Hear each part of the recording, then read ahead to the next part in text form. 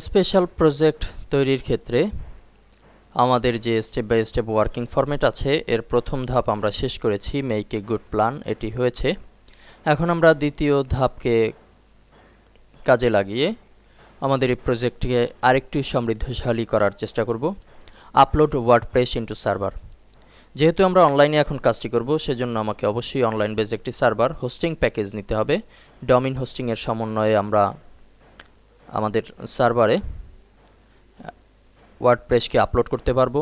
আমরা একটি domain hosting package সংগ্রহ করেছি। আমাদের ডোমেইনটি হচ্ছে learnenglish24.com। এই মুহূর্তে আপনারা দেখতে পাচ্ছেন যে ইন্ডেক্স অফ এই পেজটি সম্পূর্ণ ব্ল্যাঙ্ক অবস্থায় আছে। আমরা এফটিপি সফটওয়্যারের মাধ্যমে এখন ওয়ার্ডপ্রেসকে আমরা ডাউনলোড করে নেই, কিংবা আমাদের যে সোর্স ফাইল আছে, সোর্স ফোল্ডার, সেটির মধ্য থেকেও আমরা নিতে পারি। আমরা এখন যাচ্ছি স্টার্ট মেনু থেকে, আমাদের ইনস্টল করা আছে আগে থেকেই WSFTP এই সফটওয়্যারটি।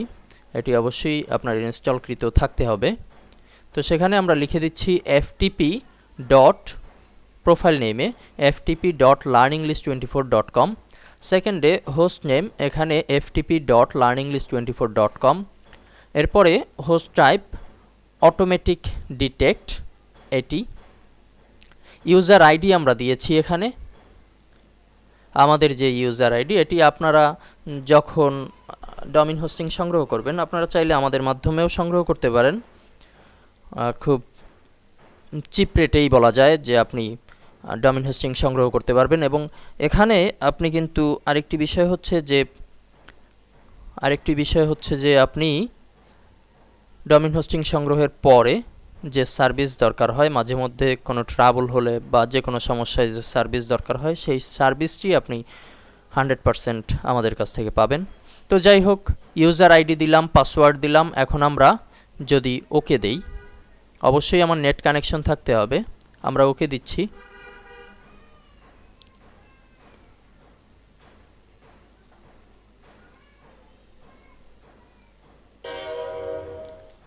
আমাদের সার্ভারে আমরা এখন প্রবেশ করেছি। আমরা যাব আমাদের ডান পাশ থেকে পাবলিক HTML, ডাবল ক্লিক করছি।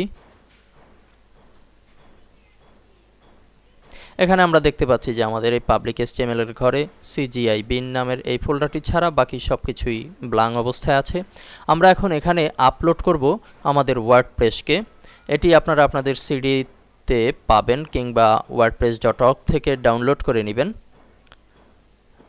আমরা আপলোডের জন্য যাচ্ছি, আমাদের হার্ড ড্রাইভে আছে, ই ড্রাইভের ভিতরে আমরা রেখেছিলাম ওয়ার্ডপ্রেসে সোর্স ফাইল নামের একটি ফোল্ডারে রেখেছি। সেখানে আমরা যে ফোল্ডারটি পেলাম ওয়ার্ডপ্রেস 3.0, এর ভিতরে যতগুলো ওয়ার্ডপ্রেসের একেবারে ভিতরে গেলে আমরা এই যে এখানে কতগুলো ফাইল আমরা দেখতে পাচ্ছি, এই সবগুলো ফাইলকে, এই পর্যন্ত এই সবগুলো ফাইলকে আমরা এখন একসাথেও পারি, কিংবা একটি একটি ফোল্ডারকে ধরে ধরে আপলোড করিয়ে দিতে পারি।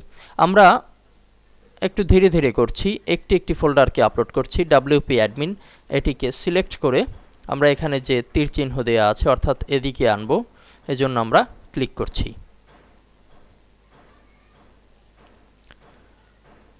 এর ভিতরে আমরা দেখতে পাচ্ছি যে সাব অনেক ফোল্ডার ফাইল আছে, অর্থাৎ আমার এখানে কাজ করার জন্য আপলোড করতে কিন্তু দীর্ঘ সময়ের দরকার। তো সেই সময়টুকু তো দিতেই হবে।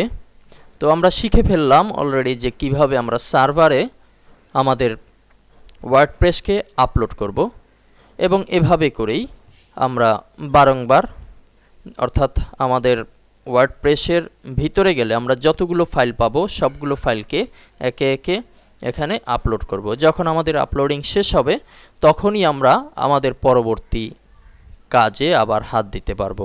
ধন্যবাদ।